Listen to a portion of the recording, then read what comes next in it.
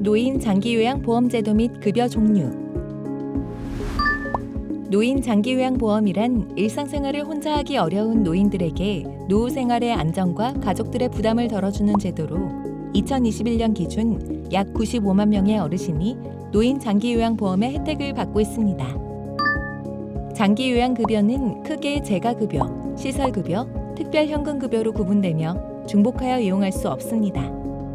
그러나 특별현금급여, 가족요양비 지급 대상자의 경우에는 재가급여의 종류 중 기타 재가급여, 복지용구는 추가로 이용할 수 있습니다. 우선 재가급여에 대해 알아보도록 하겠습니다. 장기요양요원이 신체 및 가사활동을 지원해주는 방문요양, 일상생활 활동 및 인지자극 활동을 제공하는 인지활동형 방문요양, 목욕살비를 갖춘 장비를 이용하여 목욕을 제공하는 방문목욕, 간호사 등이 방문간호지시서에 따라 재가해서 간호를 제공하는 방문간호 등이 있습니다. 또한 일정 시간 장기요양기관에서 보호하는 주야간 보호 서비스, 일정 기간 동안 장기요양기관에서 보호하는 단기보호 등이 있습니다. 그리고 수급자의 일상생활 지원 및 인지기능 유지 향상에 필요한 용구를 제공하는 기타 재가급여, 복지용구가 있습니다. 치매가 있는 수급자는 일반 방문요양이 아닌 인지활동형 방문요양을 이용하여 인지활동 프로그램을 이용할 수 있으며 개인별 장기요양 이용 계획서 뒷면에 인지활동형 프로그램 앞에 체크 표시가 되어 있는 경우 인지활동형 방문요양 및 주야간 보호 내 인지활동형 프로그램을 이용할 수 있습니다. 다음은 시설급여입니다. 시설급여는 노인요양시설, 노인요양 공동생활 가정이 있으며 신체활동 지원 및 심신기능의 유지 향상을 위한 훈련 등을 제공합니다. 특별현금급여, 가족요양비는 도서벽지거주 및 전염병 등 가족으로부터 장기요양급여를 받을 수밖에 없는 경우 지급받으며 가족요양비 이용자는 기타 재가급여, 복지용구와 중복급여 이용이 가능합니다. 다음은 기타 재가급여에 해당하는 복지용구입니다. 복지용구는 연간 160만 원 한도 내에서 이용이 가능하며 시설에 입소하실 경우에는 구입이나 대여를 할 수 없습니다.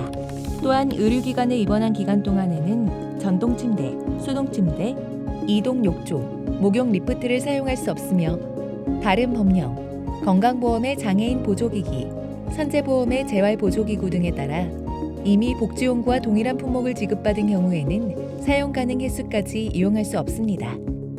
단 국가나 지자체로부터 사회복지사업법 제42조 제1항에 따른 보조금을 지원받지 않은 사회복지시설에 입소 중인 수급자와 노인복지법 제32조에 따른 노인복지주택에 입소 중인 수급자는 이용 가능합니다.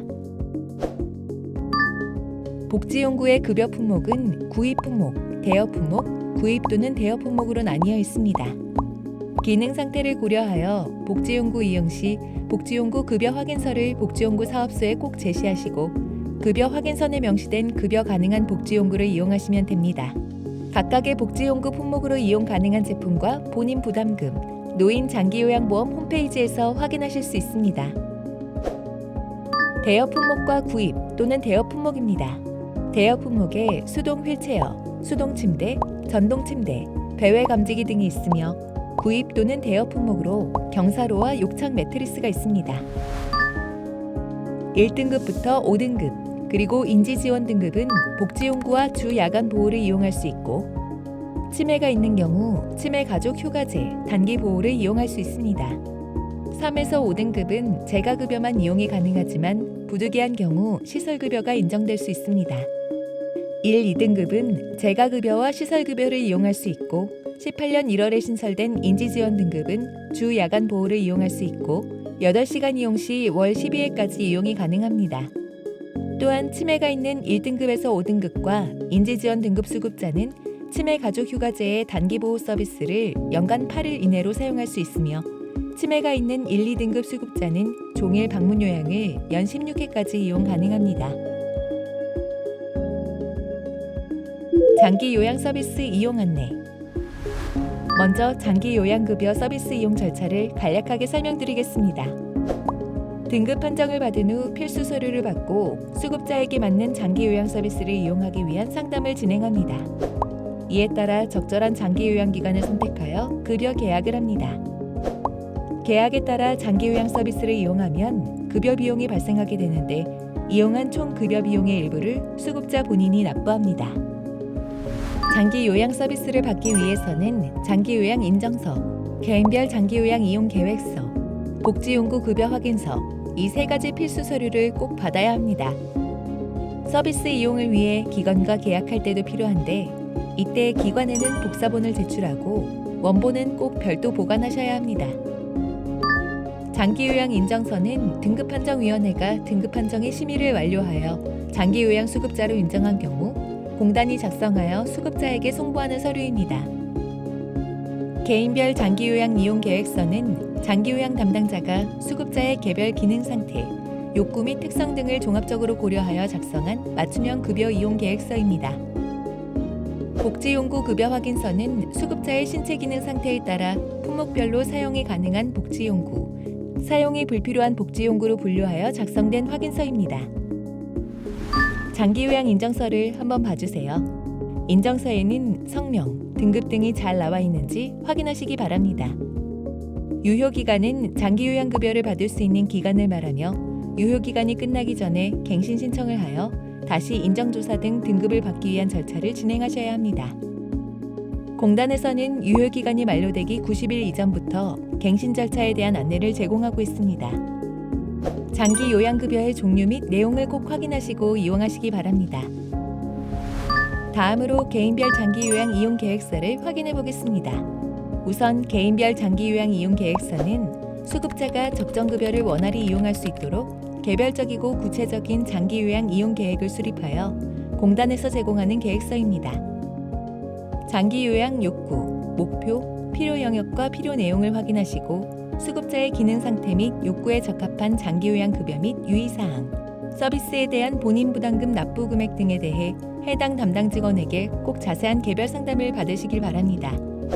개인별 장기요양 이용 계획서는 어르신의 상태 등에 따라 작성된 내용이 모두 다르니 각자 받으신 개인별 장기요양 이용 계획서를 확인하여 주시기 바랍니다.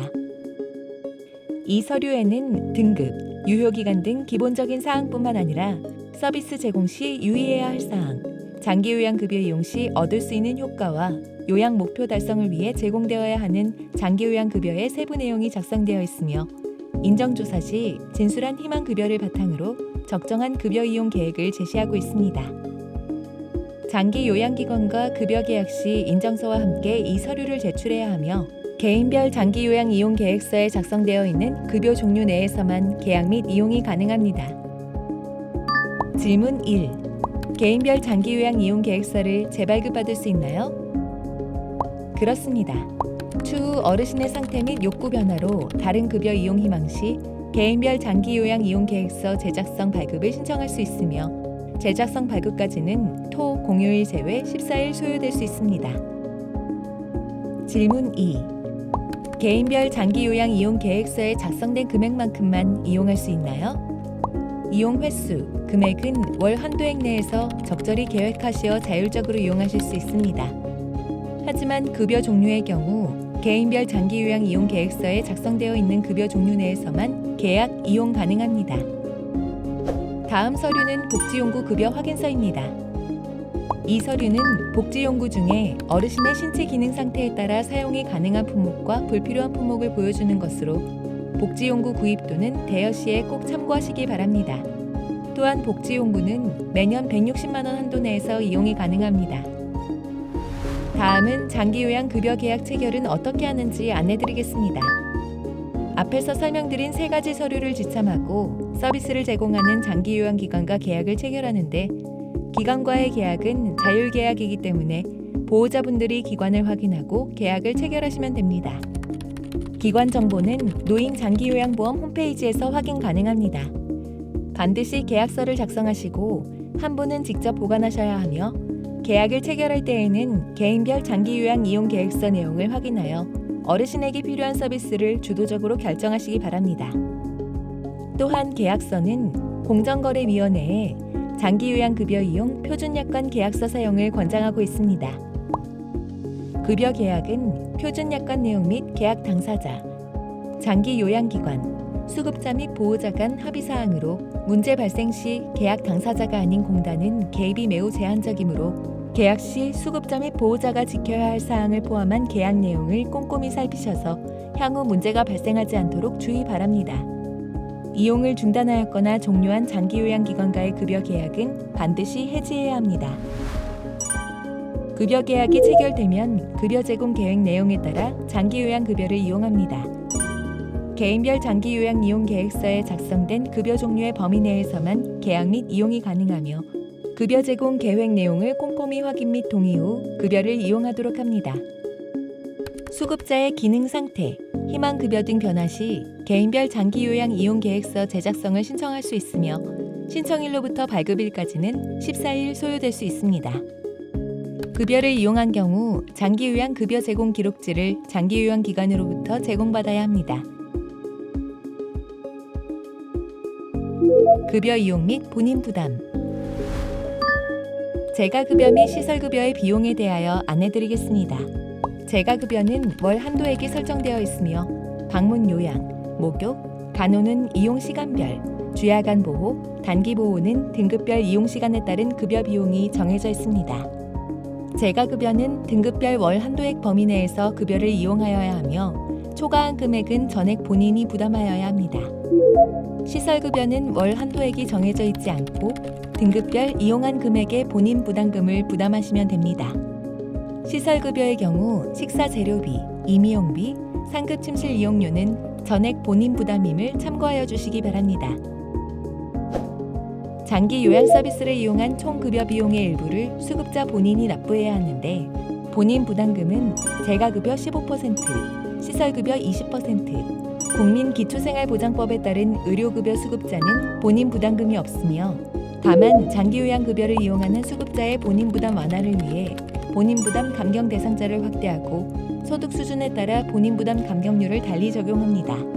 본인 부담금 감경 대상자 선정은 매월 말 수급자의 건강보험료 등을 확인 후 결정하여 대상자에게 개별 통보합니다. 감경을 위해 별도의 신청 절차는 없으나 감경 해지자 중 보험료가 변동되는 등의 사유로 감경 기준에 해당된다면 신청이 필요합니다. 꼭 알아두기.